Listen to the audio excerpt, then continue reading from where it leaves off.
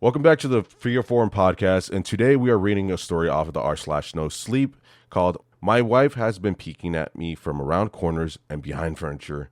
It's Gone from Weird to Terrifying." The story is by Maliagirl1314. My wife, Lynn, and I have been together for 6 years and married for 11 months. Our entire history together has been very normal, and never once had I noticed any weird behaviors or red flags. I can't stress enough how out of character this whole thing is for her. Lynn is very kind, intelligent, and thoughtful. She's always been the no-nonsense type of person. Being childish or trying to scare me is not something she'd normally do. She doesn't even like watching horror movies. When we first started dating, she agreed to watch The Shining with me because she knew how much I loved horror.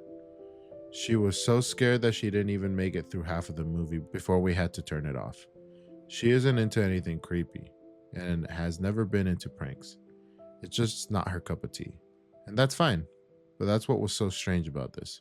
It's just so unlike her. I should also add that she's never had any mental health issues, and as far as I'm aware, it doesn't run in her family. I know some people are able to hide their mental health issues, but in 6 years, we've been together. I think I had seen some sort of sign. 2 months ago, I was in the kitchen making myself some coffee before work. I was running a bit late, and that morning, I knew I wouldn't be able to make it to Dunkin' Donuts for my usual morning fix. I took a sip of my coffee as I hurried down the hall towards the front door when I happened to notice Lynn peeking at me from around the corner ahead of me. I could only see her eyes and a strand of her long, dark hair hanging against the wall. The rest of her body was concealed behind the corner. I nearly spilled my coffee when I saw her. I did burn the shit out of my lips. "Geez, Lynn." I said, wiping a few drops of my coffee from my pants. "You scared the shit out of me." She immediately popped out of view like a little kid that had been caught. I heard her scurry off towards the living room, and by the time I got to the front door, she was out of sight. It was really weird, and just totally out of character for her, like I said. But I also found it kind of funny, that she was being more playful and a little less serious. I shouted that I loved her and called her a weirdo. As I shut the door behind me, I heard her laughing. Her behavior was a bit odd, but it certainly wasn't something to call it preached over. I forgot about it by lunch, and by the time I got home, she was back to normal. I didn't bring it up, and neither did she, and life went on. The next incident happened 3 days later. It was around 2 a.m., and I had woken up to get a drink. I was standing at the kitchen island, jug of OJ in hand, when I felt a strange feeling that I was being watched. For whatever reason, I looked down at the floor and saw my wife's smile facing straight at me. She was peeking at me from the other side of the island, staring up at me with unblinking eyes and a grin. Grinning like a Cheshire cat. I screamed, I'll admit it. Not out of irritation, but fear. For some reason, at that moment, I was scared. At the sound of my scream, Lynn scuttled backwards out of my view, her hands and feet smacking the tile floor as she hurried off the kitchen on all fours. I didn't run after her, or even yell after her. I just stood there frozen in shock, wondering what the fuck had possessed her to do that. It took me a little longer than I'd like to admit to get back upstairs, but I eventually did. When I got to our room, Lynn was laying on her side, asleep, or at least pretending to be. I stood there for a while, watching her breathing to be sure she really was asleep. I had a feeling she might jump out at me the moment I got into bed, but she didn't. Climbed into bed, and she didn't even move. Her breathing was soft and deep, and I was starting to wonder if I'd dreamt that whole thing. The next morning, I waited for her to come down for coffee, and after handing her a mug and kissing her cheek, I decided to ask her about it. "What was that about last night?" I asked, keeping my tone light so I didn't offend or embarrass her. She frowned over her cup of coffee, shaking her head like she had no clue what I was referring to. "You were peeking at me again. From over there," I said, pointing to the spot on the floor by the kitchen island. She followed my gaze, and when she looked back at me, burst out laughing. She laughed so hard that I couldn't hold back but join her. "You creep me the fuck out sometimes. You know that?" I said.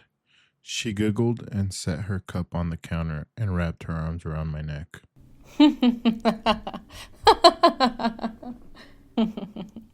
You creep me out all the time, so I guess we're even.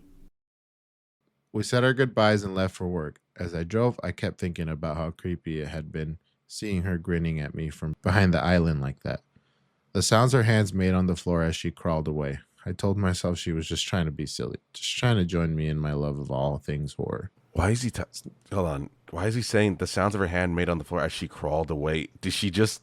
Was she creepy? I feel again? like it was like a as she like ran away, like smacks, you know? I don't know. The way he's describing it makes her sound like she's a bug or something. Well, I mean, kind of. I'm not gonna say like because this is just kind of like the idea that I get behind it is kind of like a creature, like a exorcist creature walking on walls or like running away on fours, that kind of thing. Yeah. Yeah. It's not like I was afraid of her, but it still didn't sit right with me. I started seeing her peeking at me more and more. Sometimes she'd be peeking out from behind the couch or living room curtains. Once she even managed to get inside her grandmother's old trunk that sits at the foot of our bed.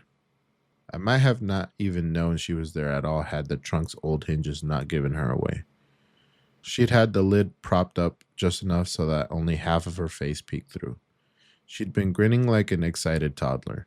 It was unnerving. I didn't even know what to say to her. All I could do was stare. When I finally found my voice, I asked her why on earth she was doing this. She didn't answer, but she had slowly closed the lid, shutting herself inside the trunk. I just walked away, feeling disturbed. I didn't understand why she was doing it, but it clearly made her happy. I just hoped she would tire of the game quickly. Lynn didn't peek at me for the next 2 weeks. I started to think she was done with her weird prank, and I was relieved. We were watching a show on Netflix one night, and I jokingly said that I hadn't seen her peeking at me lately, and that she might have given up on her spying game. She looked at me with a small smile and said, Maybe I've just gotten better at it. I didn't say anything, but I wondered whether or not she was joking. For the next few days, I couldn't stop thinking about what she had said. Was she still peeking at me when I wasn't looking and I just hadn't noticed? And if so, what the hell was she getting out of this? I started to feel paranoid, constantly checking whether she was watching from around the corner or behind a door. I was jumpy when I was at home and she wasn't in full view of me. I felt stupid and a little crazy. But after a few weeks without any incident, I began to relax. I stopped checking behind furniture and walls and told myself it was just a bad memory. Then a few days ago, things got so much worse. Lynn left to go to a friend's, and I lounged on the couch and played a couple games on my laptop. Around 9 p.m., I hopped in the shower and I was washing the soap from my hair. I felt that awful feeling that I was being watched. I slowly opened my eyes and almost had a fucking heart attack. Lynn was peeking from behind the shower curtain. Her entire head stretched into the shower, leaving just her body outside, her long, dark hair hanging against the curtain.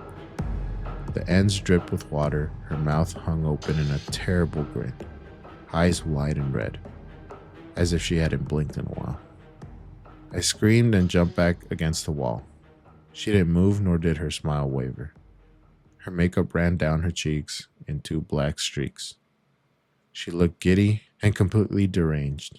I was fucking terrified. Killer. Killer? Yeah, huh? I mean, at that point. Killer. I mean, you really have to consider, right? That's you really have to creepy. consider, like, you've been with her for, what was it, She needs 6 to mind her own years? And business. then married for 11 months after that? Like, you've been with her for this long, and all of a sudden she's like, she's just doing some, like, psychopath shit. You know, it would terrify the hell out of me. I don't know what I would do, to be honest with you, but it's... That's something I would have brought up to somebody by now, honestly. I wouldn't keep it to myself, even if it was a joke in the beginning, if it was an isolated few instances, like 1 or 2 times, that's fine. But if it keeps happening to the point where it just looks deranged, I would have brought it up to somebody, a friend or someone at work, something.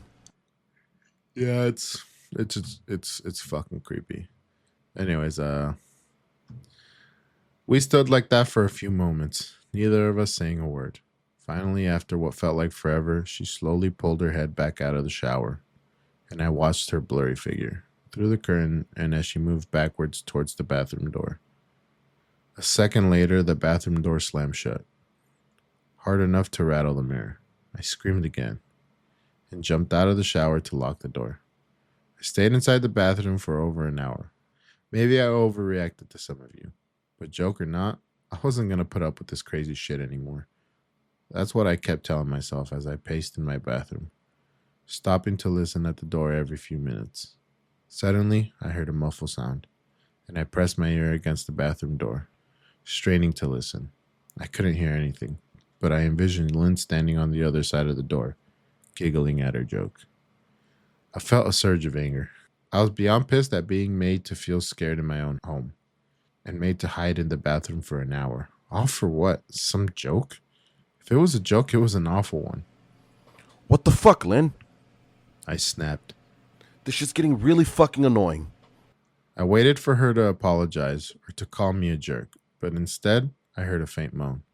So quiet, I wondered if I heard it at all, and then a complete silence. Lynn? I called out, not able to even hide the shakiness in my voice. I got no response, just my own heavy breathing. I swear to fucking God, just fucking stop it. I yelled, pounding my fist on the door. I waited for her to cuss me out, something I would expect from me talking to her like that. I never screamed at her before, but there was nothing, just the occasional drip from the shower head. I won't deny that I was scared, too afraid to open the door and face my own wife. I waited another 30 minutes or so, which feels like a fucking lifetime when you're scared. Finally, I decided I wasn't going to spend the night hiding in my bathroom. So I got down on my knees and peered under the door. I almost expected to see her face peeking back at me, but thankfully I didn't. I could see straight down the hallway to the top of the stairs, but no Lynn. I didn't know if I should be happy about that or not. I looked for a few minutes, waited to see her head pop up over the top step, but it never came. I stood up, my hand hovering over the door and mentally preparing myself to open it. I slowly turned the lock with shaky fingers and was about to yank it open when I heard a sound that still makes me nauseous when I think about it. A moan. Louder than before, but this time I was able to tell just where it was coming from. I turned my head to the closet door as if in slow motion and locked eyes with my wife, who was peeking at me from the slight gap. Her eyes were still wide as ever and her mouth was hanging open in the most grotesque gaping smile I'd ever seen. I didn't even scream. I was too scared for even that. Her hands were clasped to her chest, body trembling and with sheer delight, as if she could barely contain her excitement. A short raspy moan bubbled up from her throat, deep and raw, sending a shiver through my entire body. Somehow, I found the ability to pull the bathroom door open and ran as fast as I could all the way down the steps, snagging my keys and phone from the table in the living room before running outside to my car. I could hear her shrill laughter behind me, but I didn't hear her getting closer. I didn't bother shutting the front door. I drove away from the house faster than I legally should have, shivering the entire time, either from fear or cold, maybe a little bit of both. I hadn't grabbed a coat or even a pair of shoes. I was still in my boxers and my hair was still damp. I drove to my brother's Chris's house about 40 minutes away, ignoring any or every call and text I got. I didn't check my phone until I was safely parked in my brother's driveway. Lynn had called 4 times and sent a flurry of texts, all wondering where I'd gone and why I left like that. I threw my phone at the dash in range, furious at her nonchalant attitude. My brother and his wife were surprised to see me, especially dressed in just a pair of boxers, but told me to stay as long as I needed. Chris lent me some clothes and asked me what happened. I told him Lynn and I had had a fight, but I didn't get into the details. I didn't want him to think I was overreacting, leaving my wife over a prank, even if it was a strange one. I mean, I hadn't encouraged her for years to lighten up instead of being so serious all the time. I had wanted her to relax and loosen up, but this was definitely not what I had in mind. I tried to sleep on their sofa, but my brain wouldn't let me sleep. Every time I closed my eyes, I saw Lynn's face staring at me from inside the closet. Knowing she had been there with me the entire time made my skin crawl. She'd never left the fucking bathroom at all. Instead, she slipped inside the closet and slammed the bathroom door shut to fool me. The mere thought of going back home gave me anxiety. I tossed and turned, unable to sleep. Chris ended up giving me a sleeping pill, so I was able to get a little rest. My sleep was filled with terrible dreams, all of Lynn's smiling face. I woke up as the sun started to rise. My sore body ached from the sofa, and I felt drained. I know I had to call in at some point, but I didn't know what to say to her. I wouldn't be going home unless she gave me her word that she wouldn't do any more creepy shit. I just wanted my wife back. Her normal, serious self never looked so good to me. I was contemplating calling her and telling her that when the familiar feeling came over me. I was being watched. I was staring at the ceiling, my heart in my throat. I didn't want to look away, but the longer I ignored the feeling, the worse it got. My eyes drifted away from the ceiling, almost on their own. Her face was pressed up against the window beside the couch, staring down at me with that same gaping smile. Drool dripped down her lips, leaving 2 long streaks down the glass. I didn't know how long she had been there, but something told me she had been there for quite a while, possibly all night. I didn't bother screaming, though I was afraid. Anger trampled any fear I felt that moment. I jumped up from the couch and pounded my palm against the glass. Lynn, are you crazy? What the hell is wrong with you? Just go home. Now! I shouted. She didn't move, and her ghastly expression never changed. If anything, her smile only grew, as if she had never been more elated. I could hear Chris and his wife moving around upstairs, as if Lynn could hear them from her place outside. Her head twitched slightly in their direction. She began to close her mouth slowly. Chris called my name from upstairs, obviously concerned. I turned to see him and his wife Rebecca hurrying down the steps. When I turned back to the window, Lynn was gone. The only sight she had been there at all was the 2 streaks of drool still dripping down the glass. I tried explaining to Chris and Rebecca about waking up to see Lynn watching me through the window. They were skeptical. Who wouldn't be? Chris and I went outside to the spot in front of the window, but there was no footsteps in the dirt. Just a slight indent. Animal, probably? Chris guessed, and I didn't argue. He and Rebecca assumed I dreamt the entire episode, but they didn't understand. I was too tired to explain it to them. I called out of work that day and turned my cell off. I didn't want to face Lynn.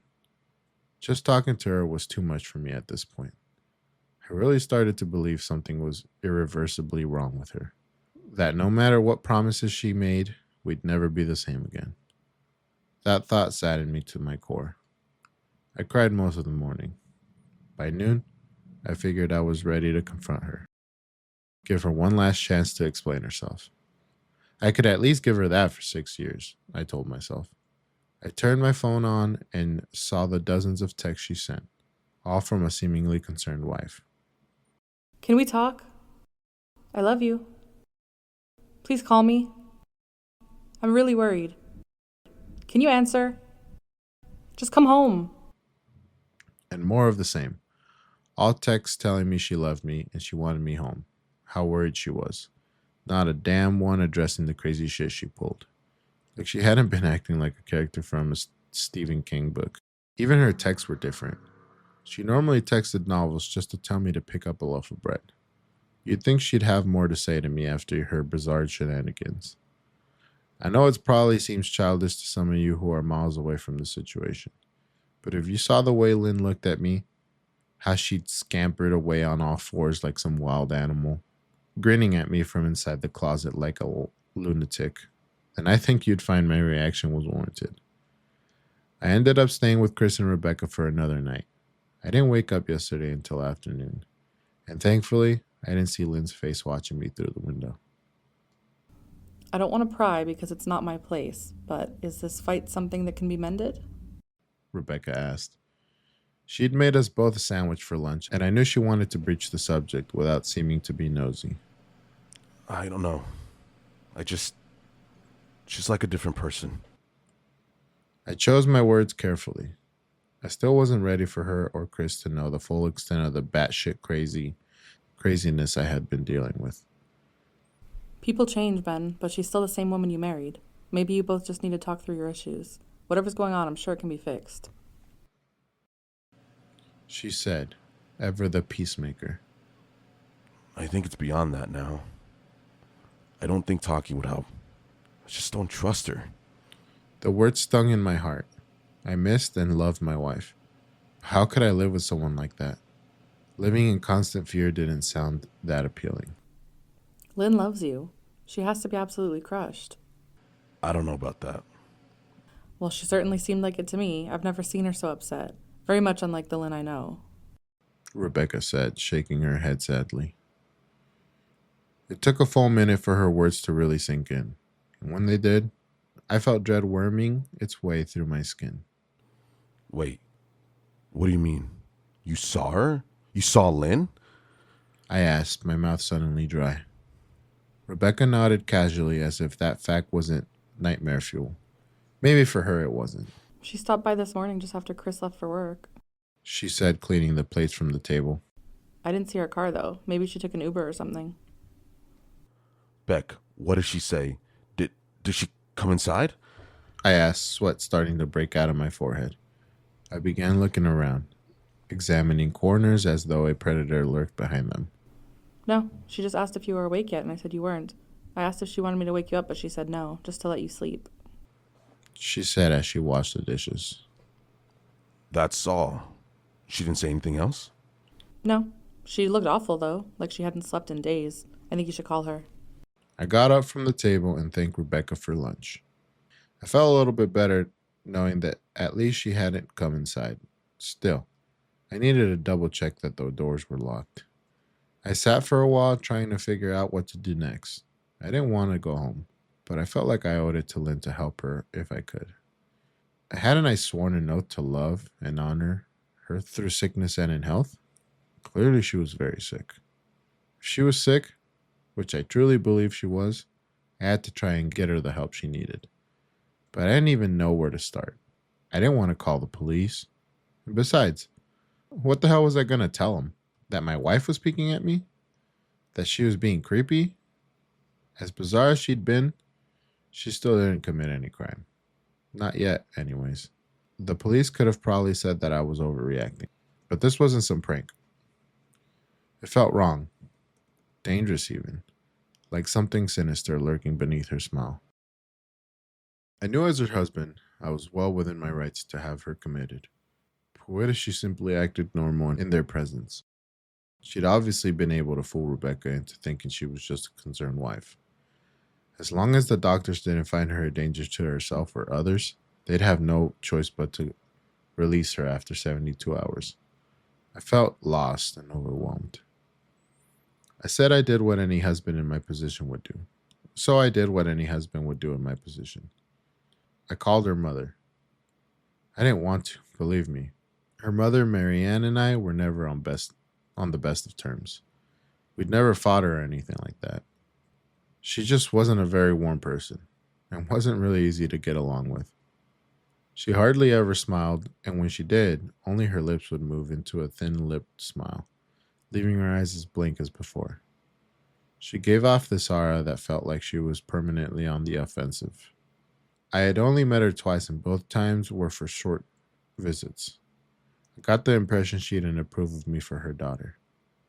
Lynn always ushered us out quickly, as she didn't want me to feel uncomfortable, which I was grateful for. Being in her mother's company felt almost unbearable, like walking on glass. I was glad when we moved 3 states away so we didn't have to see her often. I was happy to avoid that woman, but I needed her help. I really didn't want to talk to her at all, but I had to talk to someone, and someone who knew Lynn better than I did. So I gritted my teeth and I did what I had to. Yes. She answered, already sounding irritated. Marianne, it's me, Ben. Do you have a minute to talk? I could hear her cluck her tongue in irritation. I'm in the middle of writing some checks, but if you insist, I suppose I could spare a moment. What is it you want to discuss, Benjamin? She said coolly. It's about Lynn. She's been acting strangely, and I was wondering if you had any idea whether there was something... I was quickly interrupted. It's a bit difficult to follow your rambling, Benjamin. What is it that you want from me? She asked. I could almost see her standing there in her thin sweater and slacks, tapping her fingernails impatiently at the table. I wanted to know if you ever noticed any odd behavior or possibly any mental health issues. I asked. There was a long, uncomfortable pause that I couldn't tell was because she was thinking or something else. Finally, after a few seconds, she spoke. I'm not sure if this is one of your jokes, Benjamin, but if so, I don't find the humor in it. Now, I do have business to attend to, as I've said, so if you don't mind. She said, but I cut her off before she could get rid of me. Marianne, it's not a joke. I'm sincerely concerned about Lynn's mental health. Her behavior has been very erratic lately. I'm very worried about her, and I figured as a mother you would be as well. I said, my frustration evident in my voice. If you're truly concerned, then I suggest you get health professionals involved. I don't know what you expect of me. She snapped. I could tell she was seconds away from hanging up. And for some reason, I was desperate not to let her. I had the feeling that she knew a lot more than she's letting on. Please. If not for me, do it for Lynn. I tried. I heard a faint shaking intake of breath, as if she was trying to hold her steely persona together, but failing. Marianne, what's Benjamin, wrong? I don't know what to tell you. My only advice would be to seek professional help. Do not call here again. Goodbye. Oh, she knows something. Yeah. Is it one of those situations where sometimes in other stories where the mom made an offer to like maybe the daughter's life to something for success? Because by the sounds of her mom's I assume she's somewhat successful. She's I'm just successful throwing it out because there. of how she talks. Yeah, dude, that's really fancy. Name one person Old that you've people, met that bro. talks like that isn't fancy. Old people. I've never met a person Well, talk like that. They have a classier way of speaking. It's a more old English style of speaking. But anyways, I know. I tried to wrap my head around the call and her refusal to help me. Even if she didn't like me, why wouldn't she want to help her own daughter? Couldn't understand that. I tried to replay the conversation, desperate to find something I missed. After a while, I almost gave up, until I remembered her last words to me. Seek professional help. She said those words with a bit of urgency. I could have just been grasping at straws, but no. I was sure her voice had changed ever so slightly when she had said that, as if they were very important. What had she meant? I assumed she'd been referring to medical professionals, but maybe she was referring to someone else. Someone that she didn't, for some reason, feel comfortable saying directly. Or maybe I was just desperate. I waited for Chris to get home, and after a very long and exhausting conversation with him and Rebecca, I convinced them that Lynn truly needed psychiatric help. I didn't tell them everything. I wasn't prepared to get into it yet, but I told them about our last encounter, how she had hidden in the bathroom, picking at me from the closet. They were obviously shocked, but thankfully, they believed me. They too just wanted to help her. Still, they didn't think it was all that serious. Weird, maybe, but not dangerous. They just kept saying that Lynn had to be playing some kind of weird joke. Maybe for YouTube? Rebecca offered, if only half-heartedly. Chris didn't think we should involve the police just yet. He offered instead to go with me, and I readily accepted. He reasoned that calmly talking to her, trying to coax her into going willingly, was the best recourse. I agreed to do it his way. At least, I wouldn't be going into that house alone. We drove over this morning, just after breakfast. There was no way I was going at night. When we pulled into the driveway, my stomach began to do somersaults. Her car wasn't there, but I still didn't let my guard down. The front door was ajar, and for a split second, I thought we'd see her eyes staring through the gap. I was shaking and started to sweat. Chris, however, was fine. We waited for me to open the door, his hands in his pockets, like he was going on a fucking stroll through the park. I envied his ignorance. I pushed the door open and was immediately hit with the stench of rot. Chris smelled it too, and he walked into the house behind me with his nose scrunched up. What do you guys use to clean the floors around here? Shit? Chris mumbled. Shut up. I said, my eyes darting around for any sign of Lynn. The house was deadly quiet and dark despite being 10 in the morning. All the curtains were closed up tight, refusing to allow any sunlight inside. If I hadn't left it just 2 days prior, I'd have thought the house would be abandoned. We moved through each room carefully, checking any place that she might hide, occasionally calling her name. Why the fuck are you looking under the couch? Chris asked eventually. Aren't we looking for your wife? He was looking at me like I was an idiot. Let's just go upstairs. I whispered. He shook his head, but followed up the stairs to check the bathroom and spare bedroom. On the way up, my shoes crunched over pieces of glass that looked to be littered over a few of the steps. I noticed that one of Lynn and my wedding portraits that hung on the wall along the staircase had been smashed. The frame hung crookedly, all the glass removed. I stared at the picture, a lump forming in my throat. We had taken the photo just after leaving the church, after saying our vows.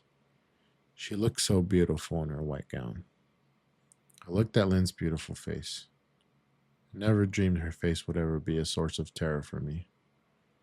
We climbed the rest of the steps and checked the spare bedroom, but it looked completely untouched. I was hesitant to go into the bathroom, my fear from that night coming back at me all at once. Chris noticed and offered to go in by himself, but I couldn't let him do that. So we walked in together. Checking the closet and the shower, the bathroom looked as if it hadn't been touched since that night I left. I don't think she's here, Ben. Why don't you pack some clothes and we'll try coming back tomorrow or something? Chris said. I nodded and went to the bedroom and shoved some clothes into a duffel bag. When I checked inside our closet, I came across the source of the smell and gagged. Chris took one look and lost all the color in his face. He had to go stand by the stairs to get away from the sight and smell. I gazed down in shock at what lay inside my bedroom closet. Soaking in the rug were at least a dozen eyeballs, all carefully laid out in pairs. Some were as large as a quarter, while others were as tiny as a marble. I stared down at the eyes she'd collected from small animals, and I wondered how she'd gotten them, and shuddered at the thought. Man, I thought I had been bad with Becca's shoe addiction, but fuck me. Your wife's in here collecting eyeballs. Ugh. Chris said, gagging. Ben, I think we should go. He called from the hall. I'm getting nauseous. All right. I grabbed my duffel and shut the closet door on my new nightmare. I stepped out into the hall and took a deep breath of air. I could taste the rot in my tongue, and I couldn't help but gag. Who the fuck lights up eyeballs in their closet like that? Chris mumbled. Animal, probably? I tried to tell her she needed help. She doesn't need help, Ben. She needs a fucking exorcist. You coming or what? I can't stand the smell any... His words died in his throat, and his eyes grew wide with fear. I didn't ask him why. I could feel it. Someone was watching me, and I didn't think it was the eyes in the closet. Turned around, my eyes slowly scanning the bedroom. Chris. I whispered, as I finally saw what we had missed. Under the bed, curled on her side, Oh, God. watching us with excitement of a kid in Christmas morning, was my wife. She held her hands together just under her chin, and they were shaking eagerly. Now that she knew she'd been found, I could hear her quiet noises she was making, a sort of hiccuping sound in her throat, as if the excitement was just too much for her. It was unnerving to say the least. Wide eyes and that same huge smile. Everything in me told me to run, but I forced it away. This was my wife. No matter how twisted, she was still the woman I married. I had to help her. Lynn? I said softly. She didn't respond, but her head bobbed back and forth in two quick little movements, as if she were nodding. Baby, I just want to help, okay? Can you let me do that? I asked. I had taken a single step forward, approaching her like some kind of dangerous animal. I love you, Lynn. I said softly, taking another step closer. She let a tiny moan escape her open mouth, and I had to resist the urge to run. Her shoulders were starting to quiver, and her eyes grew as large as saucers. I crouched down so I could see her better, and immediately saw the blood. Her hands were covered in it. They trembled more the closer I got, as if she was barely able to contain herself. Lynn, are you hurt? You're bleeding. I said. She bobbed her head again. her bloody fingers moving up and down as if playing an invisible piano. They occasionally grazed her chin, leaving smears of blood on her skin. I wanted to recoil in disgust. The smell that was coming off of her was revolting. I could feel the vomit trying to climb up my throat. Her lips were dry and stretched thin, blood seeping between the cracks. I knew she wouldn't come out on her own, but I didn't want to leave her in the state she was in. I scooted closer and reached out to her. The excitement hiccuping sound got louder and her hands shook, fingers flexing. It was then that I could see the blood oozing from in between her fingers.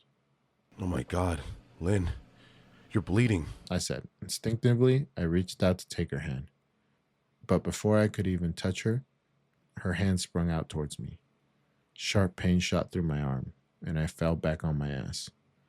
My arm burned, and I could see the blood dripping down into the carpet. I looked back at her in shock and saw her grinning madly, her fingers clenching at a large, sharp piece of glass. You all right in there? Chris asked from behind me. I turned my head slightly and nodded to him, cradling my arm to my chest. When I turned back to face Lynn, I saw that her focus had shifted. She wasn't looking at me anymore, and she wasn't smiling anymore either. She was staring past me, her eyes glaring at Chris the way a hungry lion might stare at an antelope. Her mouth was still hanging open, but it was twisted in a snarl.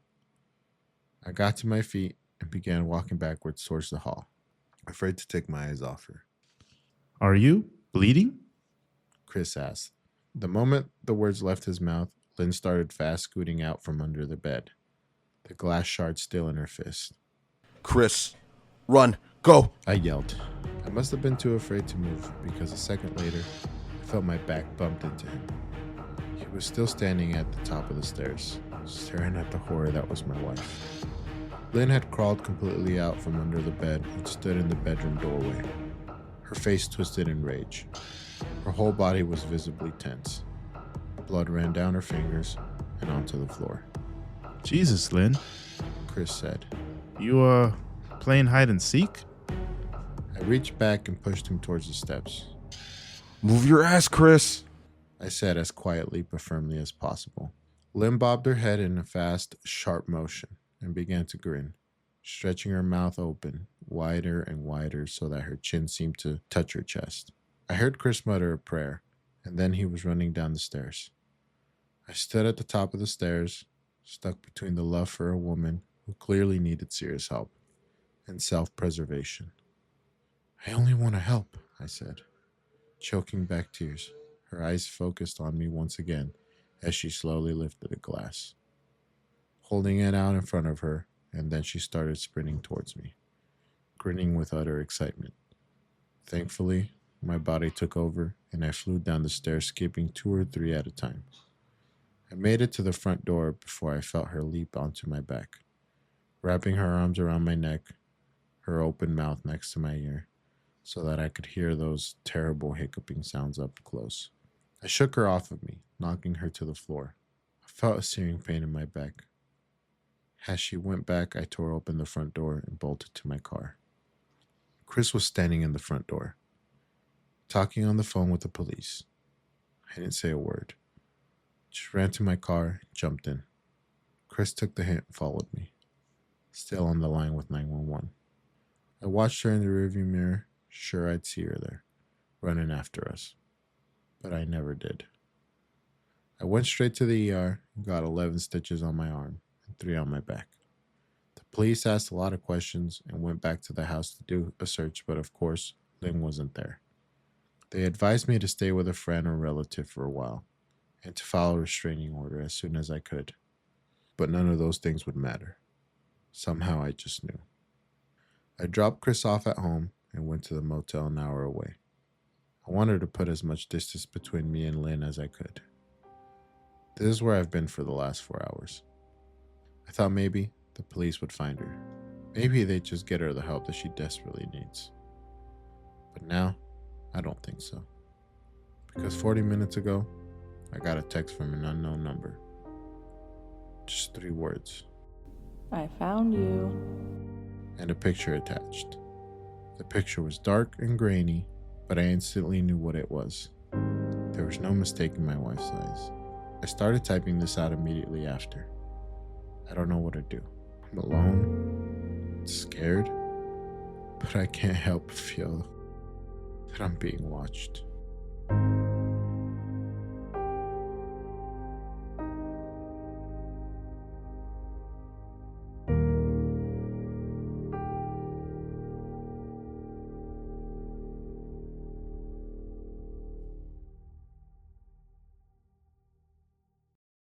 And that was My Wife Has Been Peeking at Me from Around Corners and Behind Furniture. It's Gone From Weird to Terrifying by Maliagirl1314 off of the r/nosleep.